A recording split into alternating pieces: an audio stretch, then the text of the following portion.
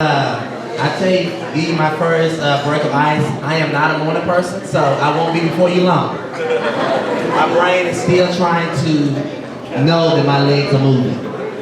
So it's a good privilege to be here. Good to see you. Thank you for having me. Unfortunately, it's not my first time being here. Those that you know and remember, in 2017, I had this crazy idea to run for the mayor of Fort Worth. I was sitting at home and just something hit me and I just lost my mind. So I ran to be the Fort Worth mayor of this city. It was a great experience. I was able to reach a lot of people all over the city of Fort Worth and talk about the concerns and the thoughts that people had at the time for the city of Fort Worth. And so in 21, I had the privilege of being on the election cycle again, running for District 8, and I won by 300 votes. So I'm excited to represent my city with Jerry Williams, Paulo Flores, and the other ones who have been doing this a lot longer than us, and then those who are looking to run and expire. I want to talk about a few things real quick, and I won't be before you long. One of the things that I thought was important in the city government was number one, representation. I mean, those of you know that what we do, we talk about lights, streets, roads, budget, all the things that you love to talk about. But what's bigger than that to me is representation. We sit on the board together and we represent not only our community, but I wanted to come and represent our skin, represent the black and the brown community, represent those, thank you, those who have been underrepresented for a long time. And so in that, it causes us to have some type of strong conversations on council, conversations that we have not had in previous years. And so I've been grateful. Just here recently, we've been talking about the curfew ordinance that we have had on the city government that was going to be up for renewal. And as we deal with the curfew and look and digest it, one of the things I would say in the city that we're trying to do better is communication. We have just not been good at communication, and it's just kind of a system issue. And so when you talk about that, it's coming from staff to council, as well as from council and the city of Fort Worth to the residents of Fort Worth. And so we got to start talking about the city ordinance, and we really wasn't comfortable. A couple of us was not comfortable with how it was laid out. When we looked at the statistics of how it affected certain areas and certain districts, the ordinance was kind of affecting our black and our brown communities harder and tougher than it affected other people. And so a few of us tried to prolong this ordinance so that we can deal with it. And here recently, the Texas legislator has presented a bill that's going to pretty much outlaw any ordinance that we have as a city. And so now we're going to allow that ordinance to expire. And so these are one of the things I'm talking about representation. That when issues are hard to talk about, when certain constituents want it, but it affects a majority of the constituents in a bad way, we got to deal with it, we got to talk about it, we got to prolong that issue so that we can represent the entire city of Fort Worth. I tell people all the time when I took office, and I was serious about it, but people took it very, very, very serious. I said, I represent District 8, but I represent the city of Fort Worth. So I don't care where you live, where you've been brought up from, what community you're a part of. If you have an issue, you can call my office, I'm going to try to deal with it. And people actually took that to heart, and they started calling my office. And my district director was like, hey, this is not in my district. We shouldn't be talking to these people. And I said, well, we got to represent all people all over the city of Fort Worth. And so I want to talk about one of the things that was really burdensome to me is that we know that we have a community relationship issue with the police department. And it's not just the city of Fort Worth. This is a national issue that we deal with. And I think that it's important that we understand and we look in the lens of one, the officer, and we'll also look in the lens of our community. And that's a hard fight to look at. Because in my neighborhoods, we have issues with black on black crime. We have issues with teenagers having guns, having access to guns they shouldn't have. We have issues with drugs, all types of things. But one of the other issues is we have an issue with community, with relations with young people, and police officers. And what I did is I took a tour around our schools. I went to our high schools, and I started talking about gun violence, the importance of guns and how it affects individuals. Since I've been on council, I know I have, Jared have, gone to funerals of young people who have died way much too early. And so I think it's important that we talk about these issues, not just when they're happening, but before they're happening, so that we can prevent these issues. And so that's what my fight has been on council. Not just to sit on the dais, not just to talk about city issues as lights, roads, budget, but to talk about those individual issues that deal with inside the home. And I think a lot of us that are elected officials have started to take that approach, is that we cannot just be that one elected official, but we have to become that brother, that uncle, that friend, that neighbor, that can show representation on the city level as well as representation in the community. And so when I took this tour, when I took on this tour, I took leaders of the community, I took funeral home people with us, and I took also mothers who lost their children. And what we did is we just had a hard conversation. We talked about the importance of why your life matters, how you become who you want to become. We talked about how we can better relationships on the community police. And so I have proposed that we do a community oversight board. And this is a hard topic. I mean, it is truly a hard topic because we in the city of Fort Worth has taken the approach that we are pro-police. And I am pro-police. I support the police department 100% because guess what? If something happens to me, I'm gonna call 911. Something happens to my family, I'm calling 911. And I want to make sure that our officers are safe and protected. This is one of the biggest budget, if not the biggest budget we passed with CCPD, as well as the budget in the city of Fort Worth. So when people try to tell you I don't support the police, they're a liar, and the truth ain't there. But in the same token, we got to also support our community. And our community is in dire need of a voice and a seat at the table. And somebody has said, if there's not a seat at the table, we ought to be able to bring our own chair and sit at the table. And so that's what we were trying to do with this oversight board. We did lose that vote 4-5. And some of the talk was how we can articulate the definition of this type of board. If police officers can be involved in it, or if they can investigate, if they can accept complaints from the community.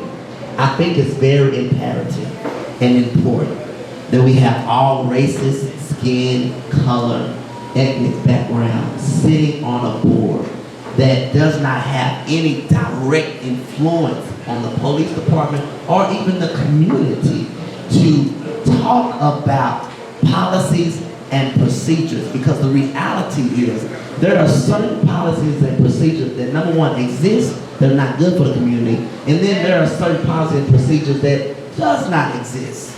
It doesn't exist. Just like when we talk about the late Tatiana Jefferson, about what is a true welfare check. Well, there's really not a particular policy and procedure that is written in black and white what an officer to do when there is a welfare check.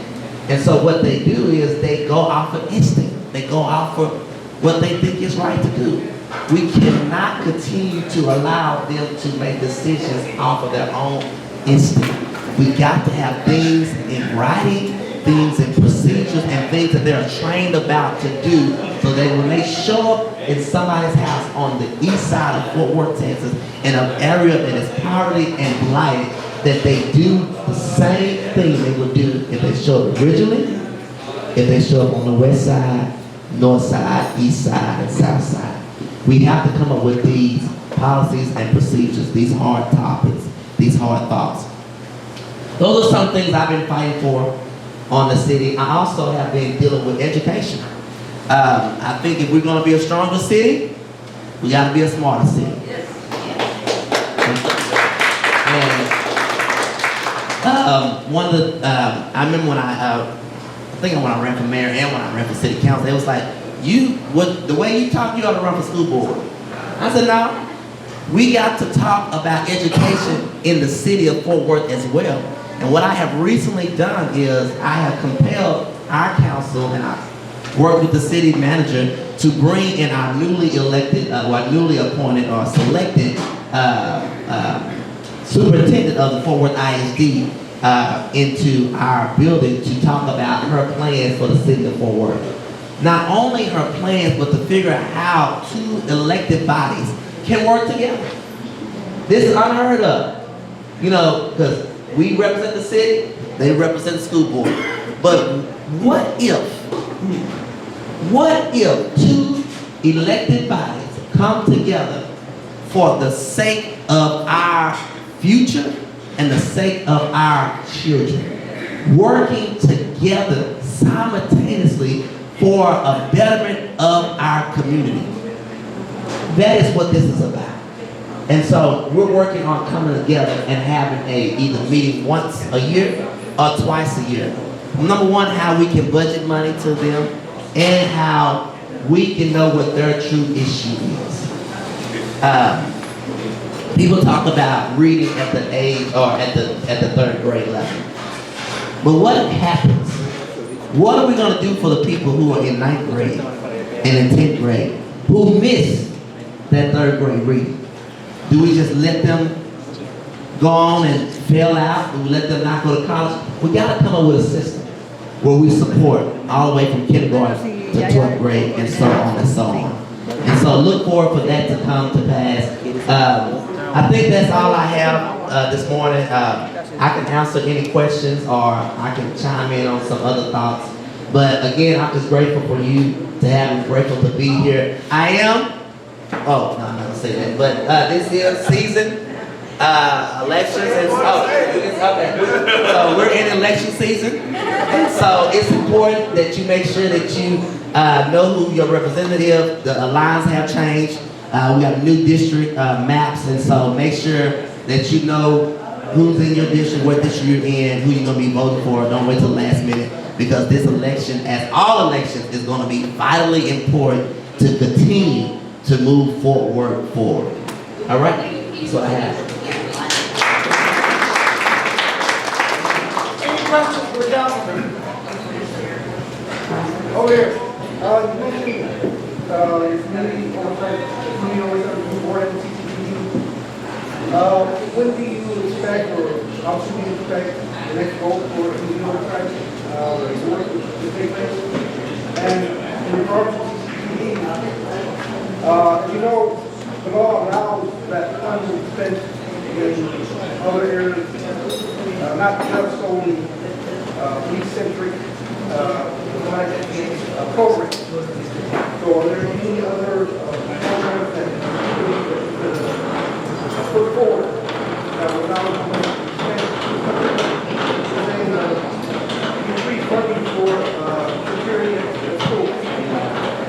So I guess it's a two-part. Yeah, okay, and I'll try to answer all that. So, I'm going to say this.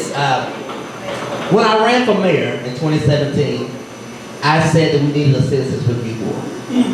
I've been working on presenting and creating a citizen review board since 2017. When I got elected in office in 21, I worked with our mayor and our city manager, and we talked about it, we brought it up in work session, and we kept prolonging this vote. Number one, because of the trial that was coming up, we wanted to make sure it stayed in Tarrant County and make sure that we didn't show any type of bias or any thoughts of the case. We brought the vote up in November, and we did lose that vote by one vote. We needed one vote to pass it. In that process, a few council members said that they felt the chief needed time to create something of his own. And this is a struggle for our community. because the process of the oversight board is to be independent. Number one, of the police department. Number two, dependent of the city of Fort Worth. And it's kind of touchy because now that I am a representative of the city of Fort Worth, people be like, hey, it's your fault too. So when that vote came up and they talked about the chief having his pattern to present something, he has recently presented what he called a community advisory board. And the difference between, one of the major differences between what he's presenting and what we have presented is the community and the council on the board that we presented gets to select or appoint the people to sit on the board. His board, he selects who he wants to put on his board. I see you shaking your head. The other thing is that, so to answer your question, we talked about his board in his last work session. I did articulate and relate to our council members that I think it's important that we still do our oversight board. And so I'm looking to that vote maybe coming in March, April, or May. We're going to try to push it forward. The issue is, because we did lose that vote, the normal way of how something comes back on the agenda is the parties who voted against it can bring that vote back to the forefront. But if we're not able to do it that way, we'll do a CP, which is a council proposal, bring it back up. And listen, I am destined and determined, if I have to bring that vote up every 6 months, we're going to keep bringing it up. And I applaud you. I encourage you to go back and look at that vote. And those that did not agree with it for whatever reason it was, reach out to their office and figure out how we can get them to support this independent review. Just second question about education and the CCPD.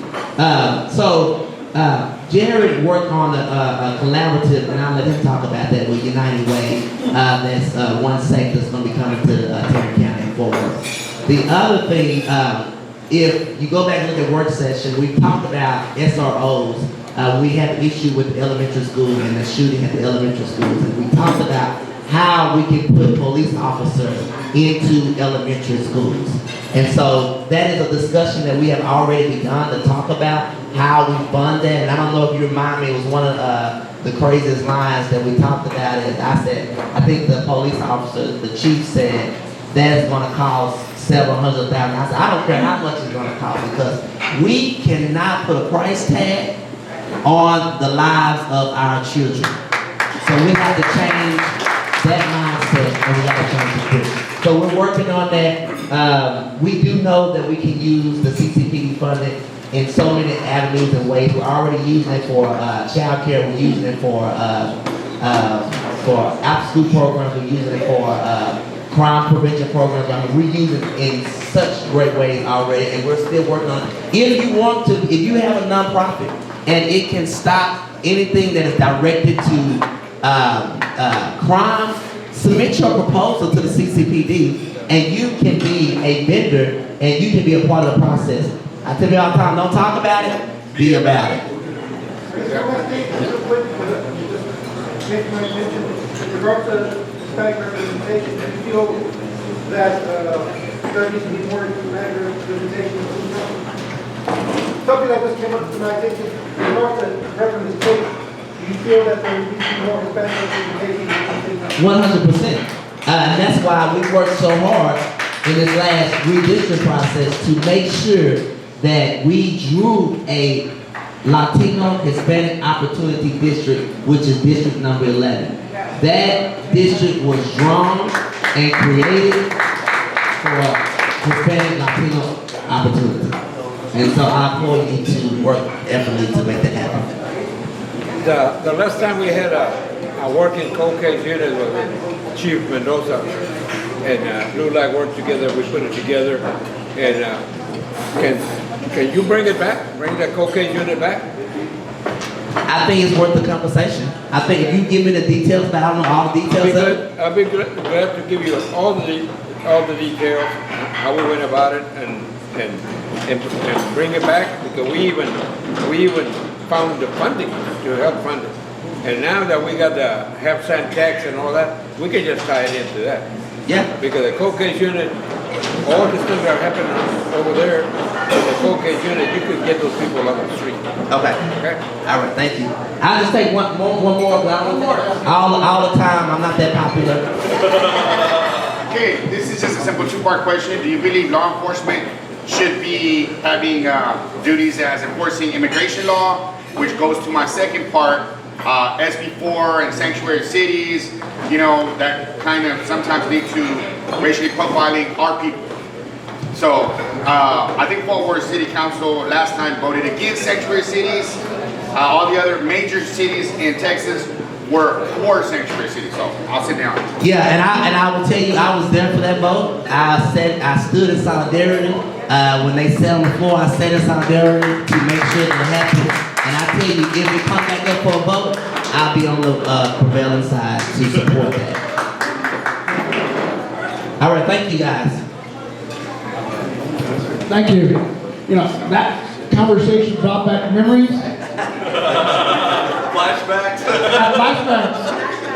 In 1988, before probably some of y'all were born, I was organizing the tri-ethnic community. We gathered 20,000 signatures to create a police review board in Dallas.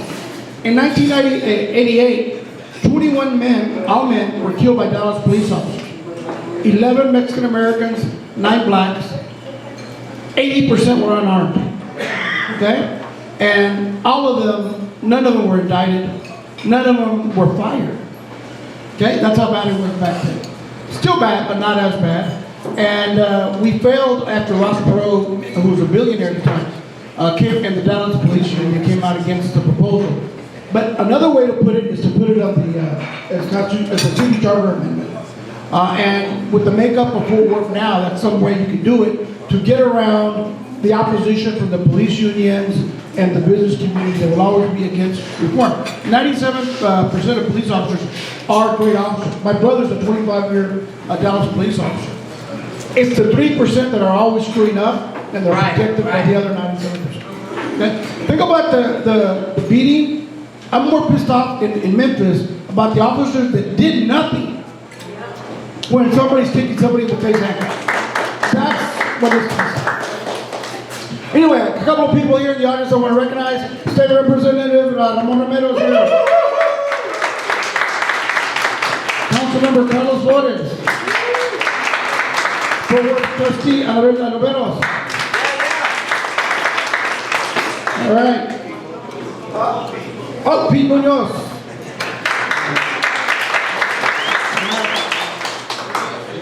All right, our next speaker, la cultura es muy importante, es parte de lo que hacemos nosotros.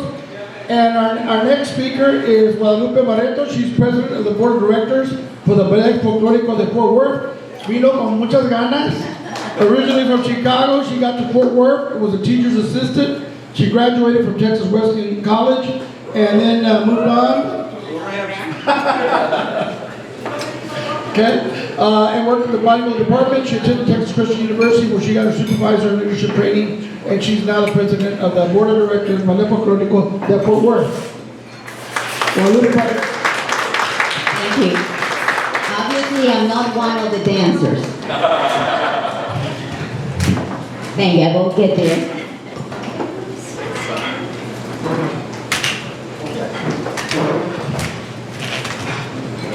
Well, thank you. Good morning, buenos dias.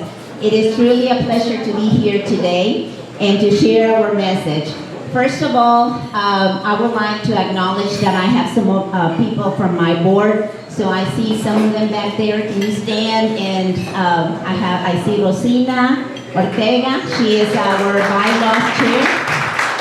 I see Tanisha Corbett. She is past president of the Ballet Folklórico Board. I see here one of my volunteers from the strategic planning, Ms. Mosbu.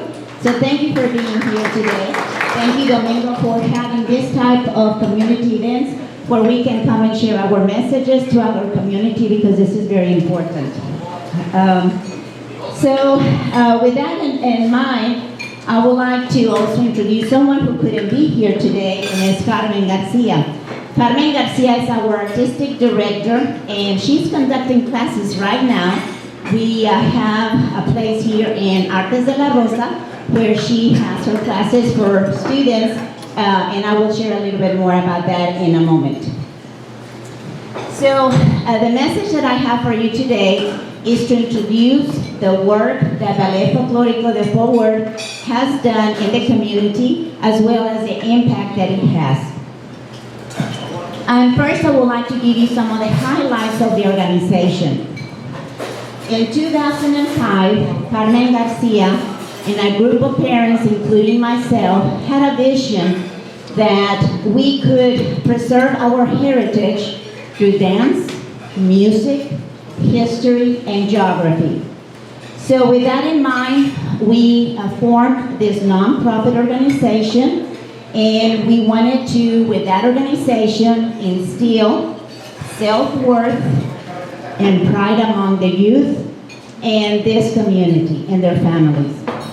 So in June of 2005 is the official inception date for Ballet Folklorico de Forward. And we are very proud of the work that has been done since then.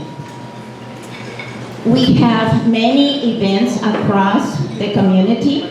Some events are sponsored by different entities, and some events are sponsored by individuals. And we are very proud that last year, only in 2022, we had an impact of 15,000 people across the Metroplex. And we completed 90 performances. It may not mean to you a lot, but that's a huge number, and I know Mr. Romero has been one of our supporters and has attended some of our performances, and we thank you all for that.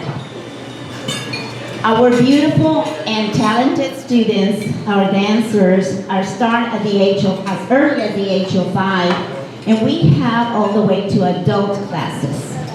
So we have at this time 5 groups that they start from the very beginning or novice level to the what we call company dancing level.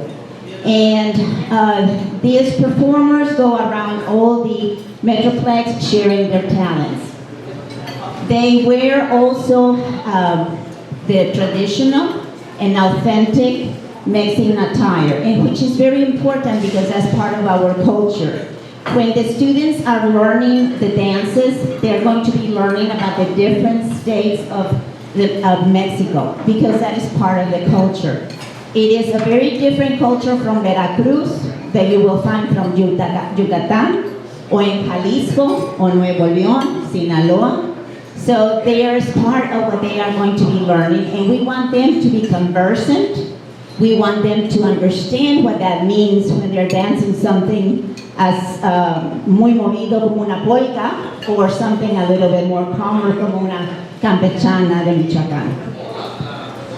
So we performed just last month. If you went to the Forward Stock Show Rodeo, we were there. Also, we were part of the Best of Mexico celebration, and also part of the Forward Hispanic Chamber Fiesta Night. And if you missed those performances for any reason, please stay tuned, because Artes de la Rosa and Carmen Garcia are planning a big surprise. So we will be announcing that hopefully very soon, Tanisha? Yeah, she's saying yes. So each performance not only brings us joy and pride, because this is our culture, and I believe in the whole child. It is very important, the academics. As a former teacher and a principal, and those who know me know very well what I'm talking about. And sports are important, and I think our society does a very good job of that.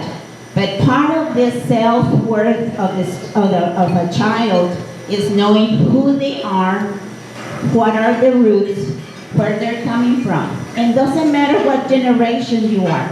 I'm a first generation born here in the States, and I'm very proud to have been able to live in Guadalajara for 10 years and learn that part of my culture. So we want to instill into the youth all their roots, and if you're second generation, fine, you can still learn about your roots and make sure that your families continue with those traditions.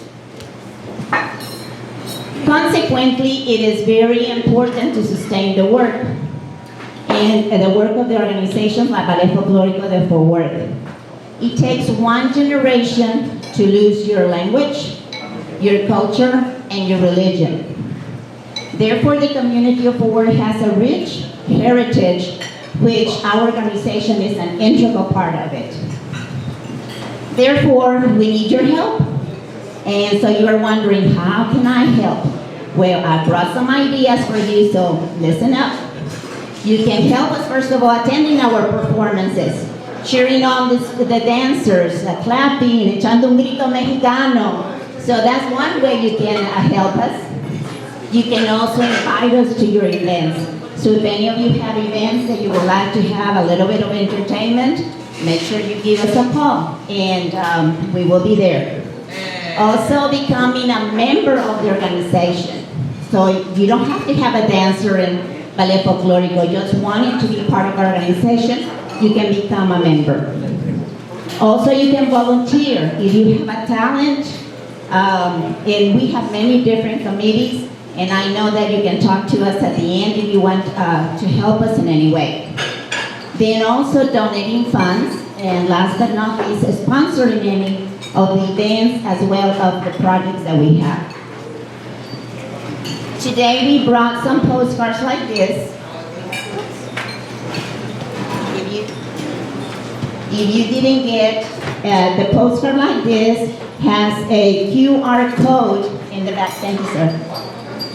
And the QR code will take you to the Instagram, to the Facebook page, and also to the website. And then the website has different components. It's a fairly new website, so some things are still not finalized, but feel free to peruse our website, and you also will find there a button that leads you to the donation section. Before I wrap up, I would like to know if you have any specific questions about Ballet Folklórico or the mission that we carry on in our community. I think you do amazing. Thank you. Thank you. Well, I don't want to take more of your time because we have two more wonderful speakers, but I want to thank you for helping us preserve the legacy of our ancestors through the music and dance, and I hope I can show you my steps one of these days. Have an enjoyable day.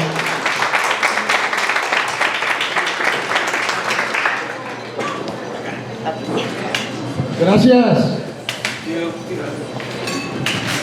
All right, so as Councilman said earlier, it is a city council election. This is coming up May.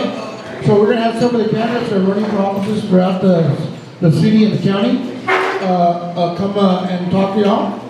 The next one is, she is homegrown here from the north side of Fort Worth. She went to Northside High School. She has graduated and entered with the city of Fort Worth. She got a degree from Texas Wesleyan University. And she is now running for City Council District 11, Crystal Galvan.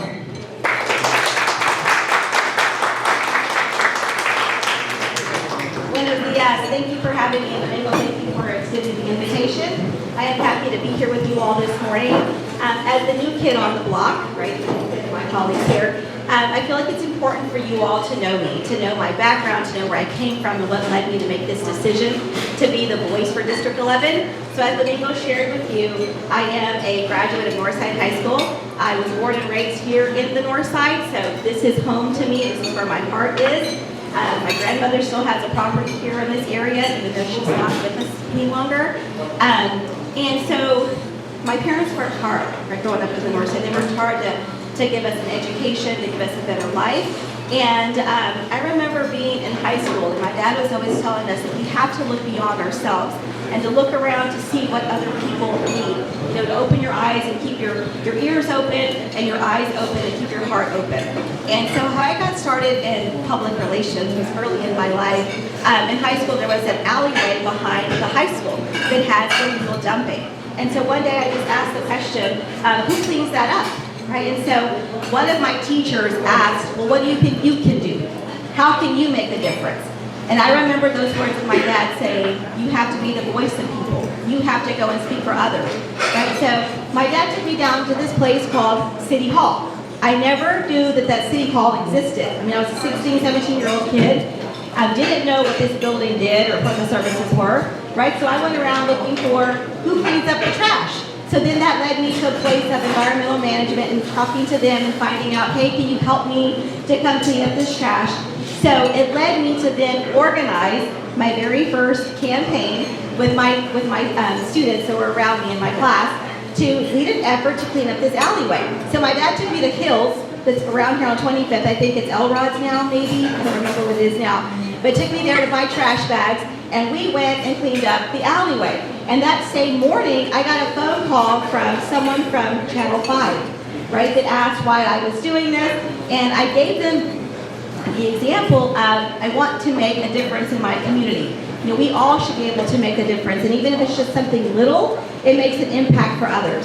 So I got interviewed by Channel 5, and then lo and behold, as I was being interviewed, a big truck from environmental management comes by. So I had an opportunity to talk to them and discuss my concerns. And that was my first experience in public relations, and then I became known as the community at high school after that. So that was where my love started. And then because of that, the city of Fort Worth contacted me and offered me a position to be an intern. Because at that time I was going to college. I was a first generation college student and a first generation high school graduate as well. So I interned in the mayor's office. And I learned all about the different city departments and how they functioned and what their role was and, you know, the budgets and whatnot. So every time I came back from school, I had an opportunity to work within the city. Fast forward to my parents were not able to afford college. I went off to Abilene Christian. They were not prepared. So when I came back, the city had started a program with Texas Wesleyan University. It was the very first of their kind doing tuition reimbursement. So I was one of the first people in the city of Fort Worth to be able to take advantage of that tuition reimbursement program for my education, to obtain my education, to further my education. So upon graduating from Texas Wesleyan, I then took on a position with the city of Fort Worth in intergovernmental affairs. And I became one of the city's very first grants writers. And doing that, I obtained federal and state funding for programs here within the city. So the Mercado of Fort Worth, that was one of the very first projects that I touched. I worked with Lee, as Lee and I were talking about CDBG funds. So we received a grant for $5 million to build the Mercado of Fort Worth. And then to do some improvements and revitalization to what Artes is now. So at the time it was called the Latin Arts Association when we first formed it. And I served as a liaison between the city and the organization. Another example I can give you is the Minyards Grocery Store in East Fort Worth. That was obtained with HUD funds as well. Lee and I were just talking about that program as well. So those are CDBG funds in conjunction with Section 108 funds. And that store served as an anchor. Like our vision that we wrote was, this is going to be an anchor development to draw businesses and create jobs within the city. And another example I can give you is the Business Assistance Center. I wrote a grant for the Business Economic Adjustment Assistance.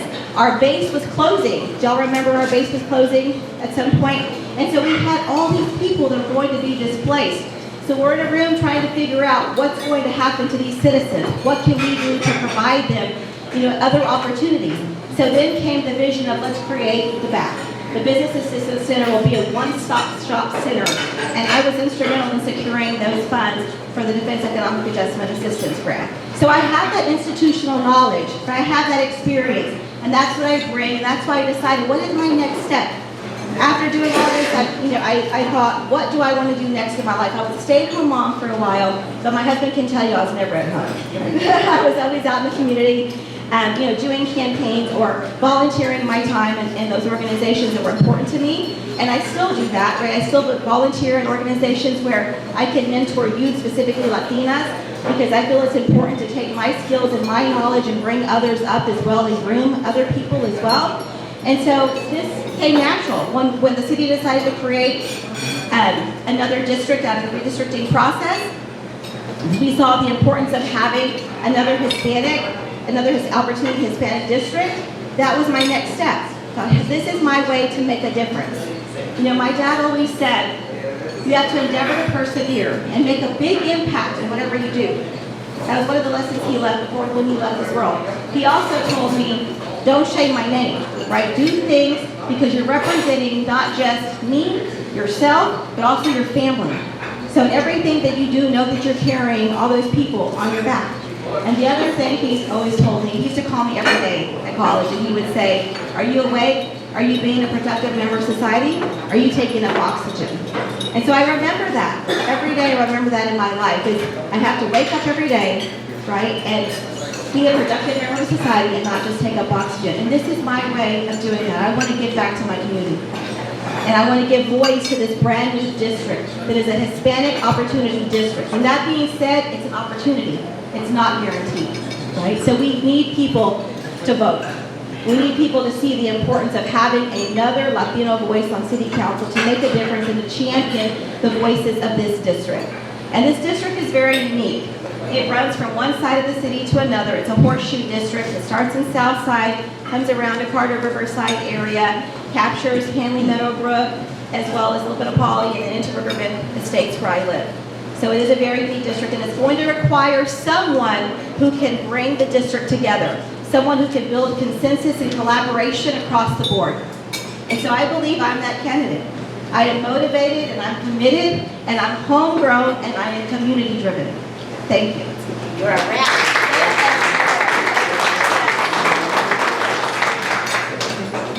Question? Yes. My question to you is similar to my question to Meadows.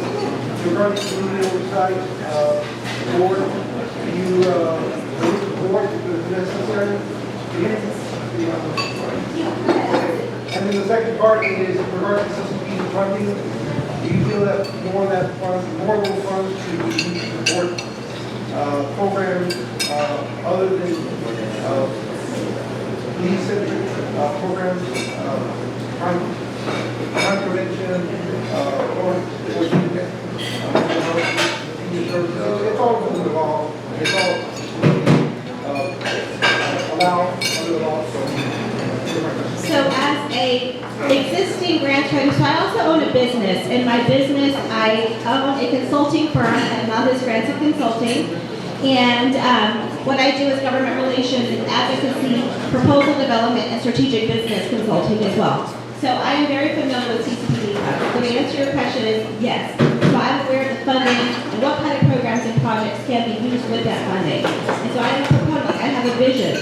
I can work in the organization and sit down with you and talk about what is your vision, what would you like to see as a community, right, to build out that program, to tap into those funding areas. And then your other question. Yes, your other question was community oversight board. My colleague here, Mr. Nettles, did answer that question. And I am a great supporter of our City of Fort Worth Police Department, 100%. But I do believe that there needs to be some protections. You know, there needs to be some oversight. But I do know that Police Chief Noakes is working on creating an advisory board. And I think that he is looking for community leaders to serve on that board. And as a community, we can give voice. We can give voice to that.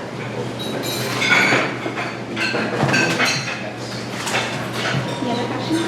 My question is, Yes.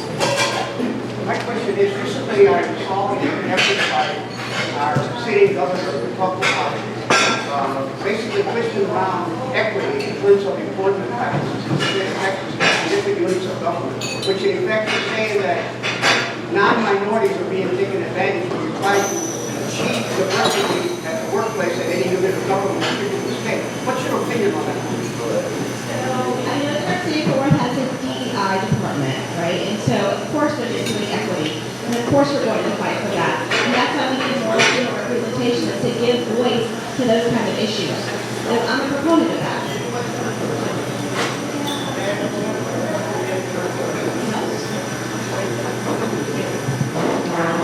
Thank you. Thank you.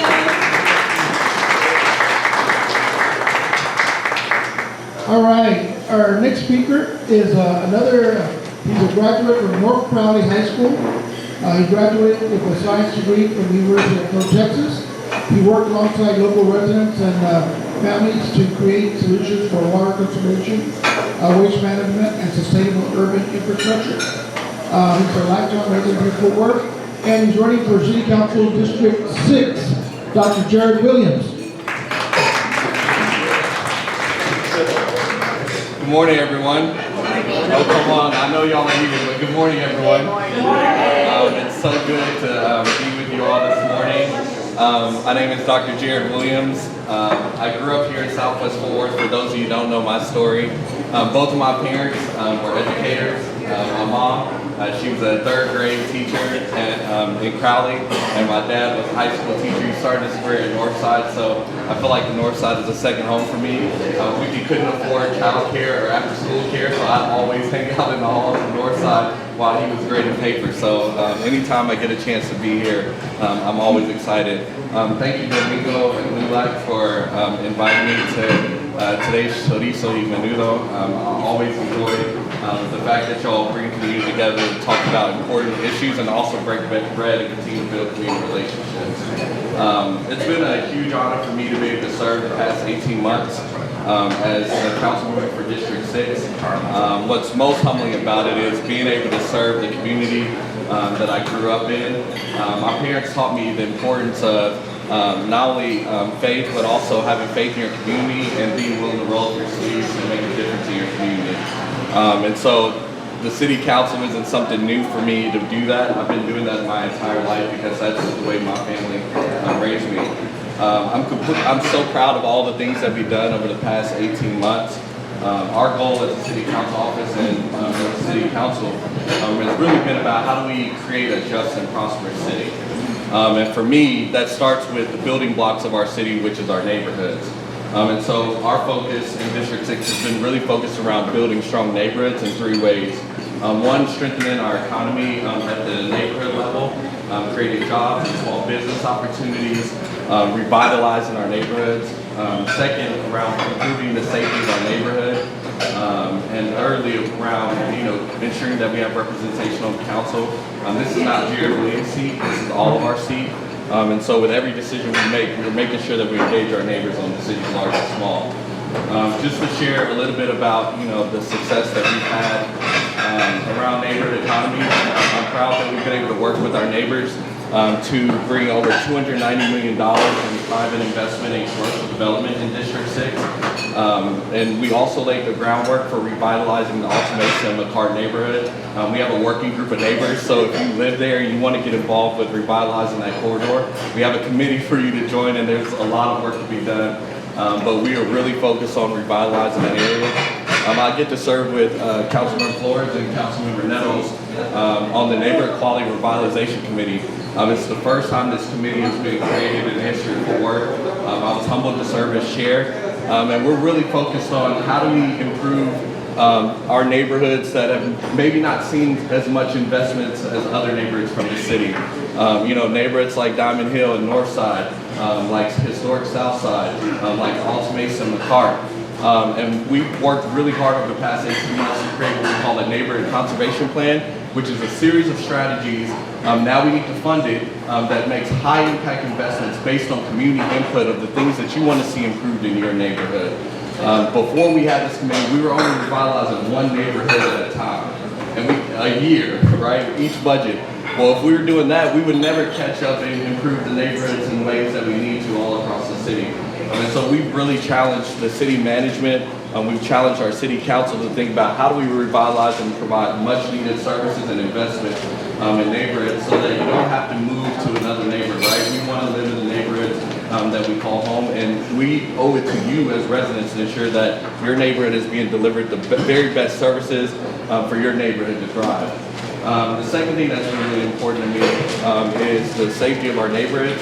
And so we've worked really hard on a number of issues. Councilman Nettles brought up the 1 Second Collaborative. Within my first month being in office, I remember attending a funeral for a young kid named Kelvin Brewer. He was on his way to Texas Southern University on a full ride to play football. And the summer before he went to school, he was shot off of Alta Mesa, and unfortunately passed. And I remember going to his funeral. He went to North Cali High School, and I remember seeing that football helmet, the same helmet that me and Councilmember Nettles wore, and that completely changed my life of service on council. And from that moment on, I knew that we had to do something to address and prevent teen gun violence. And so we were able to secure $6 million in funding in partnership with Tarrant County. Unanimous vote to address and prevent youth gun violence. Here's the best part about it. That $6 million is stewarded by United Way, but it's meant to build a coalition not only with the City of Fort Worth and the Fort Worth Police Department, but equally as important, our community organizations who are working hard day in and day out to keep our kids from choosing violence as a way to resolve their conflicts. And so that work is currently being propped up. There's positions with that collaborative, so if you're interested in doing that work, United Way has those jobs posted. Also, in the next couple months, right before summer, we're looking to put out proposals for grants. So if your organization is working to address and prevent youth gun violence, this is an opportunity for our community organizations to get involved and to do this work and scale your organization countywide. The other thing I would say about safety is we've worked on things in partnership with our school district. I see Trustee Levinos here. And we've worked on things related to safety with our kids, from crosswalks. Not every school had a crosswalk. Not every school had a crossing guard. And we ensured that through CCPD funding that every middle school and every elementary has a crosswalk and a cross guard that makes sure that our kids can walk to and from school safely. In District 6, not every school has a school zone. And so in the past 18 months, we've worked to make sure that every school in District 6 now has a school zone so that folks that are driving through school zones will slow down and help us to keep our kids and families safe as they're walking to school. The other thing I would say is, I've been really proud of the way that we've worked with our child care centers. We had an incident in our district in Southwest Fort Worth where a parent was really angry and was threatening to not only take her life but also the kid's life at the child care center. And the child care center called 911, but we didn't get a response to them in over an hour and a half. We all agreed and we met with Chief Notes. And we work together to say, how do we make sure that this never happens again, because our babies' lives are too important to not be able to get help when they're in crisis. And so now we've created a fund through CCPD for any child care center to be able to purchase basically panic buttons that'll send a priority 1 response, and police and our fire and EMT will be on scene as a priority 1 call. So those are some of the things that I think are so important about representation. And that's why we serve with our community, because these are issues that affect our community and our residents bring them to us. And we work for y'all, so when y'all have issues, right, it's our job to make sure that those issues are brought to the table and voiced, and that we create solutions together. The last thing I'll say is, I thought it was really important that we have a representative and an inclusive redistricting process. And so I see many of you who are in here advocating for community engagement in the redistricting process. This is the first time in the City of Fort Worth's history where residents were allowed to draw maps and submit them. What a bold and brilliant idea, right? You as residents get to be involved in the representation that you'd like to see. And I'm really proud to have been able to stand tall, not only with organizations like LULAC and NAACP, with Pablo Calderon and several other community leaders, to ensure that we have the true representation, not just representation like we've always had, but representation that really reflects the diversity and the growth of our city. And so I was proud to support and work hard to figure out how do we create an additional Latino opportunity district, and how do we make sure that the city council reflects the diversity that lives within our city. That's the only way we can get the real solutions and understand the issues that affect all of our community, because we have perspectives and leaders at that table who understand the day-to-day experiences, challenges, and hopes that we have in all of our communities. So with that being said, I'll take any questions, but I just want to reiterate just how blessed and fortunate it is for me to be able to serve the community and the city that I love and that I grew up in. We have more work to do, and that's why I'm running for re-election. If you're not registered to vote, we can get that taken care of. I know there's probably a few voter deputy registrars in here. And not just, it's not just important that you vote, but it's also important that you tell others in your community that city elections really, really matter. The decisions that we make every Tuesday impact you right at your doorstep. From the time that you walk out of your house, you're interacting with some type of city resource or investment or service that impacts you right at your doorstep. So please, please, please encourage your loved ones, your family, your neighbors to get out and vote this election. It's so important. My question is not just only to you, but to the other incumbents, and I don't know if this is a jab at the establishment, I don't know Mr. Flores or any of y'all, but I really am worried about affordable housing in Fort Worth. Yeah. People are moving out of Fort Worth because new houses are expensive, it takes money to renovate them. I mean, a 2-1 in Northside is like $150,000, $70,000. I mean, you gotta put money into it. Zoning laws are antiquated. I can't even build on my own house unless I have to go and put asphalt, cement, whatever to the driveway so there'll be a back entrance. Zoning laws are outdated. Heck, even if I had just a freaking RV, because like, you know, our future generation is gonna have problems with home ownership. Before we had redlining, you know, against Latinos and African Americans, and now it's the government, it's big government. It's too restrictive, it's too intrusive, okay? We're not Great Mines Chicago where everything has to, South Lake where everything has to be brick. I mean, even that's ridiculous. You know, homeowners